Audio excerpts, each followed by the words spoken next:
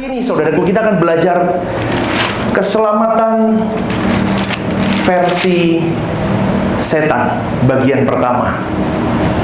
Kalau kita belajar beberapa waktu ini, kita belajar tentang kasih karunia.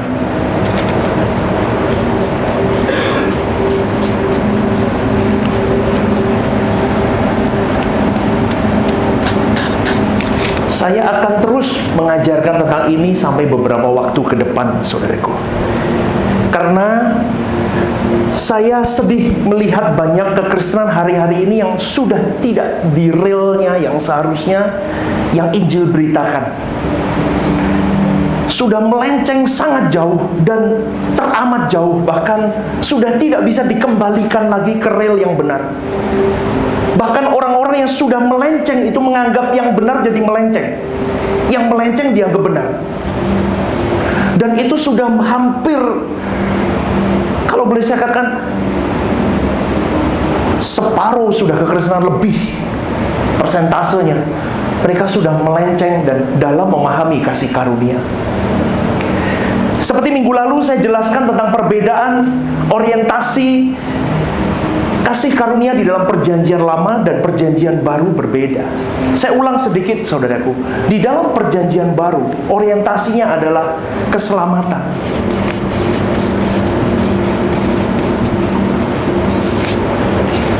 Ini perjanjian baru, orientasinya adalah keselamatan.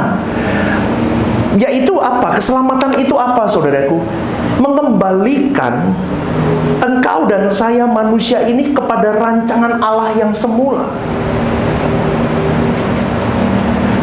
Jadi kalau Anda mau masuk di dalam proyek besarnya Tuhan di dalam perjanjian baru, karena engkau dan saya tinggal di perjanjian baru, proyek besarnya itu ini, keselamatan. Tapi tidak bisa selamat kalau engkau tidak dikembalikan ke rancangan Allah semula. Rancangan Allah semula itu gimana?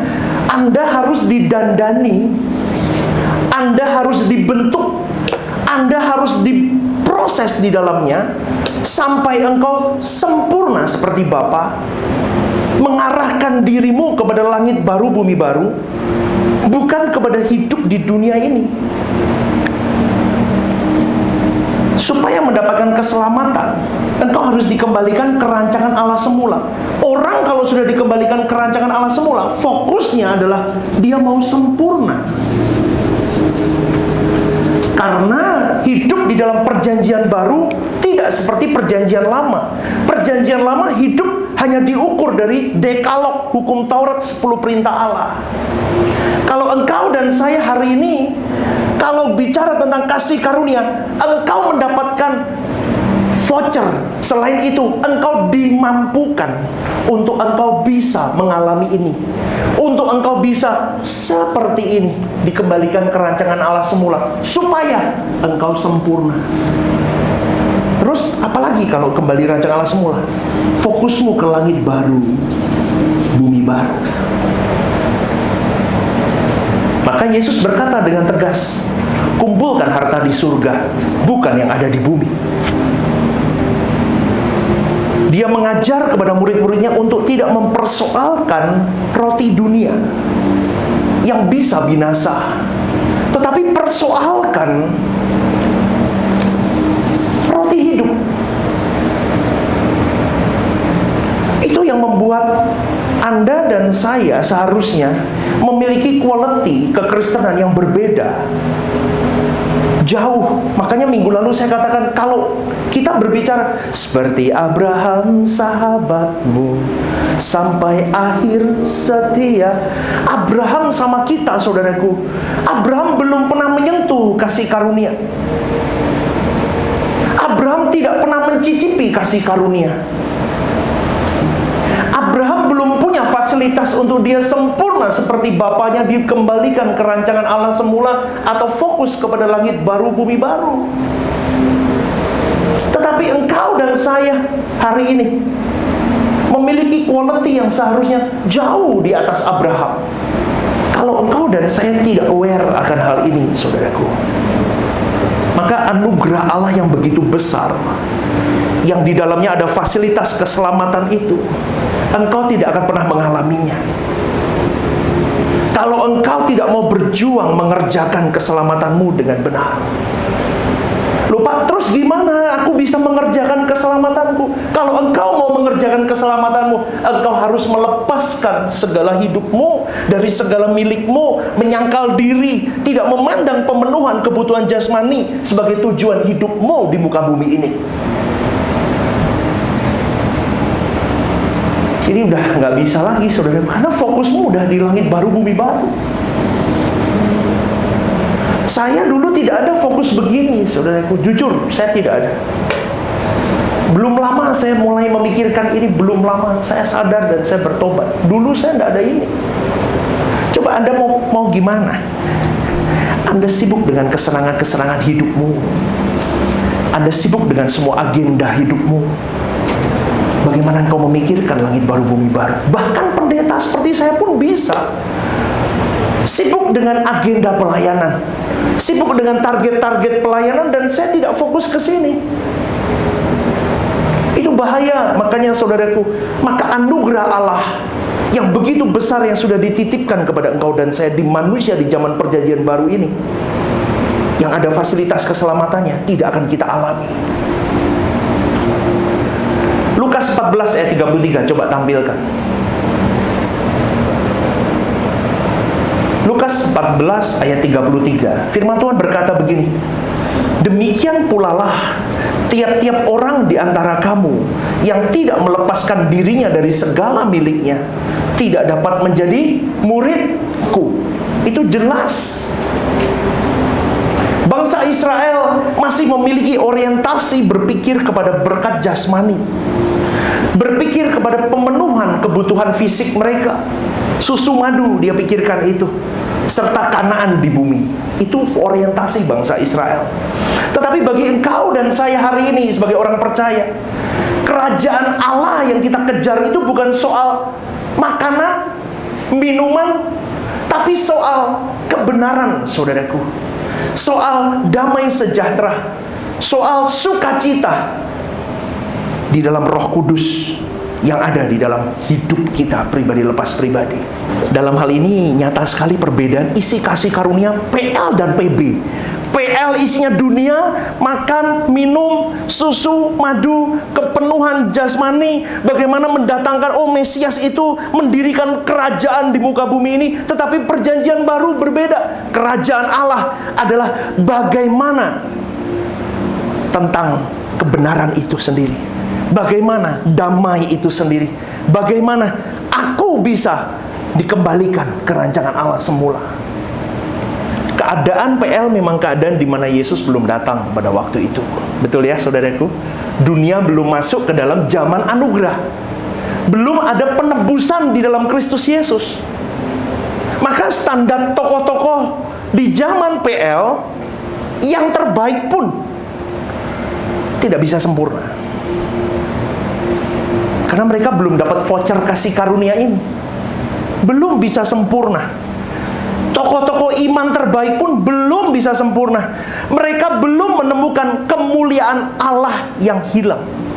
Roma 3:23, coba tampilin. Roma 3:23.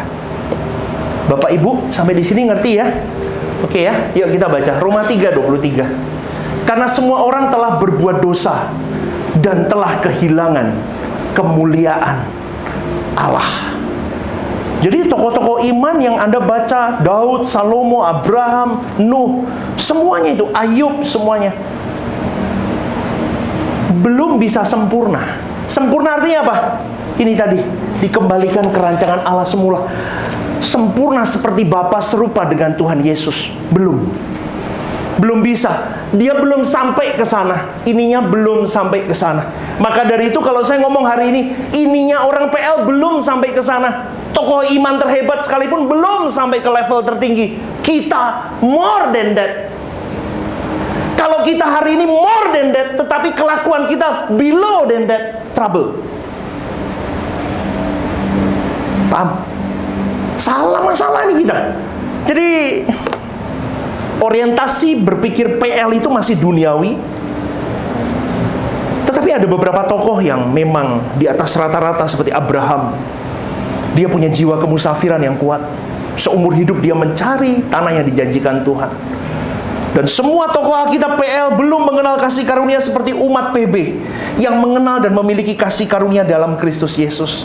Dalam hal ini, saudaraku, saya mau mengingatkan betapa beruntungnya engkau dan saya. Kita bisa hidup, kita bisa melihat, kita bisa menyaksikan dan mengalami kasih karunia ini. Karena Tuhan Yesus berkata begini, tetapi berbahagialah matamu karena melihat dan telingamu karena mendengar. Sebab aku berkata kepadamu, sesungguhnya banyak nabi dan orang benar ingin melihat apa yang kamu lihat, tetapi tidak melihatnya. Dia ingin mendengar apa yang kamu dengar, tetapi tidak mendengarnya. Jadi hidupmu dan hidupku beruntung nggak hari ini tinggal di zaman PB, saudaraku? Beruntung. Kalau kita tahu, sadar bahwa kita beruntung, terus apa usahamu untuk kita bisa mencapai kepada kesempurnaan ini dan menanggapi kasih karunia ini dengan baik? Karena kasih karunia itu menempatkan orang percaya berkeadaan yang berbeda dengan umat PL. Bagi orang percaya, dunia ini bukan rumah kita. Kerajaannya bukan berasal dari dunia ini. Itu yang seharusnya engkau dan saya pahami dulu, saudaraku. Jadi kita tidak boleh, seperti minggu lalu saya katakan, kita tidak boleh mencampur adukan sembarangan ayat-ayat dalam PL, kau tarik dengan dirimu, apalagi tentang kasih karunia, itu tidak bisa. Kasih karunia di zaman bangsa Israel mungkin bisa menang perang, tidak gagal panen, bebas dari kutuk, diluputkan dari malapetaka. Itu kasih karunia di PL. Tetapi di dalam PB, konteksnya sudah jauh. Kasih karunia adalah membawa engkau dan saya hidup di atas rata-rata manusia. Hidup bukan hanya di dalam hukum, hidup di dalam fokusnya sesuai dengan pikiran dan perasaan Allah. Sehingga hidupmu di dalam 24 jam, 7 hari, setiap detik, setiap menit, setiap waktu dalam hidupmu, ucapanmu, tindakanmu, pikiranmu, semuanya dikembalikan ke rancangan Allah semula. Dulu yang sukanya nyinyirin orang, berubah, sadar dia. Yang suka mukulin orang, berubah, sadar dia. Penyesatan yang terjadi dewasa ini adalah, dengar baik-baik, ini yang saya katakan, keselamatan versi setan ini. Usaha menyamakan standar hidup harimu ini, manusia perjanjian baru ini, dengan manusia di zaman perjanjian lama. Akhirnya banyak orang yang fokus hidupnya hanya fokus kepada hal-hal, perkara-perkara di bumi. Itu yang bahaya, saudaraku. Terkait dengan ini, sebagai umat PB yang hidup di zaman anugerah, hendaknya kita tidak mudah menggunakan kata kasih karunia untuk hal-hal yang bersifat rendah atau nilainya tidak, yang nilainya sementara saja, yaitu segala sesuatu yang berorientasi pada kepenuhan kebutuhan jasmanimu. Misal dapat jodoh, pekerjaan, apalagi keberuntungan bisnis, ini dan itu. Itu hal-hal yang tidak berkaitan dengan keselamatan abadi. Saya diremukkan Tuhan, saya dihabisi Tuhan dari sisi kekurangan saya mana, sampai hari ini saya bisa berubah, pastor. Wah, itu lebih, saudaraku, ketimbang kau dapat cuan, kau dapat jodoh, kau dimelesetkan dari masalah hidup. Bukan itu, tetapi ini lebih kepada personal, saudaraku. Kasih karunia di PB lebih kepada dirimu sama Tuhan, dirimu di mata Tuhan, nilaimu di pemandangan Allah. Itu loh, saudaraku. Karena kalau kasih karunia hanya isinya tentang berkat-berkat jasmani, maka nilainya akan turun. Nilai keselamatan yang diberikan Tuhan Yesus itu akan drop dan merosot, saudaraku. dan pemahaman akan kasih karunia yang seharusnya jemaat miliki atau orang-orang di perjanjian baru miliki, itu tidak proporsional lagi. Itu tidak tepat lagi. Kalau itu terus diajarkan, itu terjadi penyimpangan, saudaraku. Jadi, sekali lagi saya tekankan sebelum masuk ke lebih lanjut, pengajaran mengenai kasih karunia tidak boleh dikaitkan dengan berkat jasmani. Amin, saudaraku. Amin, saudaraku. Sekarang ada pengajaran yang namanya kasih karunia plus. Ini berbahaya, saudaraku. Sebab begini, plusnya di situ adalah berkat jasmani. Orientasi berpikir orang percaya itu pada berkat jasmaninya. Orang percaya tidak mau fokus ke ininya. Dia tidak mau cari, mengkolek ini. Dia tidak mau, ngulik. Gak mau. Plusnya ini yang jadi fokus. Siapa yang begitu? Saya dulu. Dulu saya begitu. Urusan masuk surga itu nanti. Yang penting plus dulu. Siapa yang begitu dulu? Saya begitu. Ya aku tok, ya udahlah. Di sini semua baik-baik. Tuhan, terima kasih kau kirimkan jemaat-jemaat yang baik, tidak seperti saya dulu. Ya. Ya. Kalau ini seperti saya dulu begini, fokusnya ke plusnya, terjadi pembiasan dan penyimpangan, saudaraku. Kasih karunia jadi murahan dan merosot nilainya. Mereka digiring untuk memahami bahwa Tuhan itu adalah pribadi yang baik ketika Tuhan bisa mencukupi segala kebutuhanmu. Pengajaran-pengajaran yang begini ini biasa menggiring jemaat tidak memiliki atau menjangkau kasih karunia itu, tapi malah menjauhkan. Itulah yang dimaksud dengan Paulus sebagai Injil yang palsu. Dan saya boleh katakan, demi nama Tuhan yang saya layani, banyak pengajaran seperti itu, dan itu sudah mengakar dalam hidup kita. Hari ini kau diajari dengan kebenaran, tetapi semak duri itu masih tetap ada 1-2 poin di dalam hati dan jiwa dan pikiranmu. Akhirnya banyak orang Kristen hari ini don't trust dengan pekerjaan Tuhan. Saya mengajarkan ini supaya kalian bukan untuk memberi, enggak. Kau berikan hidup, segenap hidup. Bukan hanya uang, tetapi tenagamu, semuanya. Untuk apa? Untuk meresponi kasih karunia yang sudah Tuhan beri dalam hidupmu. Karena kalau pengajaran-pengajaran yang selama ini, ajaran kasih karunia yang salah itu bisa mengakibatkan orang percaya kehilangan kesempatan untuk engkau bisa memperoleh ini. Di tempat ini, saya tidak mau memikirkan ini, saudaraku. Ini bonus dari Tuhan. Fokus kita adalah ini. Seperti yang Tuhan Yesus katakan, pikirkanlah hal-hal yang di atas, bukan yang di bumi. Bukan berarti engkau tidak bertanggung jawab dengan hidupmu. Engkau tetap bertanggung jawab, tetapi fokusmu adalah kepada Tuhan dan kepada kerajaannya, untuk engkau bisa meresponi kasih karunia ini. Kasih karunia di dalam perkembangan zaman ini, saudaraku, indikasinya selalu dihubungkan dengan berkat jasmani. Indikasinya selalu dihubungkan dengan pemenuhan kebutuhan jasmani. Seakan-akan kasih karunia adalah jalan untuk membebaskan manusia, bukan saja dari api neraka, tetapi juga dari kesulitan hidup yang hubungannya dengan perekonomian manusia di dalamnya. Itu gejala yang menyedihkan. Kenapa? Karena orientasi kasih karunia itu berpusat kepada kebutuhan rohani. Perubahan karaktermu menjadi seperti Yesus, sempurna seperti Bapa, terus bergerak, berubah. Sehingga kalau karaktermu baik, engkau bisa dipercaya orang, kerja maksimal. Orang suruh kamu jalan 1 mil, aku beri dia 2 mil. Maka tingkat ekonomimu, kalau kita ngomong soal uang, itu juga akan lebih baik, saudaraku, hidupmu. Betul nggak, saudaraku? Berkat itu mengikuti orang-orang yang memang siap di dalam karakternya, di dalam kejujurannya, di dalam etikanya, di dalam submissionnya. Betul nggak? Ini mudeng apa enggak, saudara? Mudeng. Kan pasti mengikuti.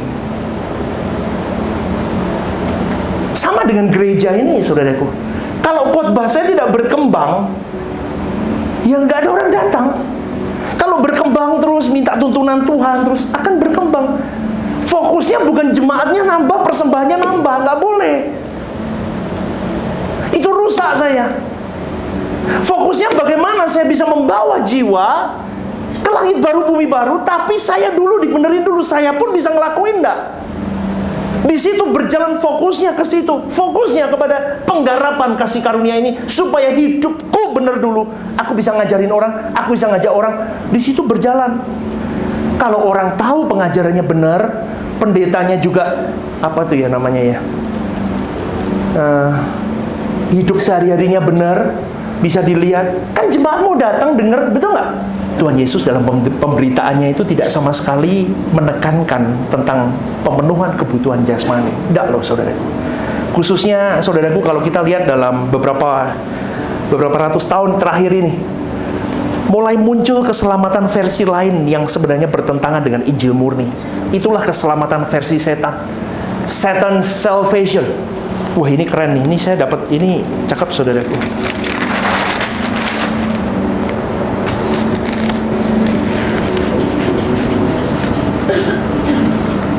Salvation.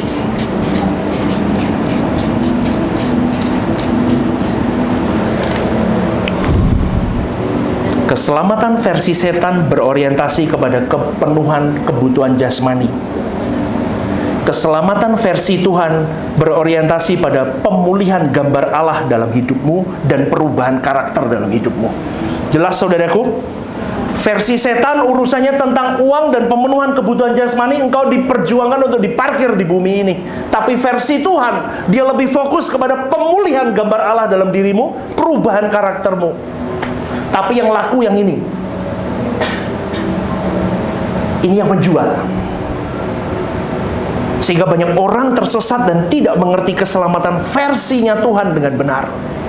Kalau ini terus berlarut-larut, saudaraku, maka engkau dan saya tidak akan pernah bisa lagi, seperti tadi di awal saya katakan, tidak bisa lagi dikembalikan ke rel yang benar. Itulah pandangan teologi yang mengajarkan bahwa keselamatan dalam Yesus Kristus menekankan kepada pemulihan kehidupan jasmani dan fisikmu juga. Saya tekankan di sini, mengiring Tuhan jangan memanfaatkan Dia untuk engkau memenuhi semua hasrat jiwamu dan kesenanganmu, karena Tuhan tujuannya memberikan engkau keselamatan, memberikan engkau hidup, bukan hanya engkau menjadi manusia-manusia yang buas dan liar dengan mengutamakan keinginan dagingmu. Tetapi hidupmu dan hidupku, ketika engkau sudah mengerti kasih karunia ini, tujuanmu apa engkau hidup adalah supaya engkau dan saya bisa dikembalikan ke rancangan Allah yang semula.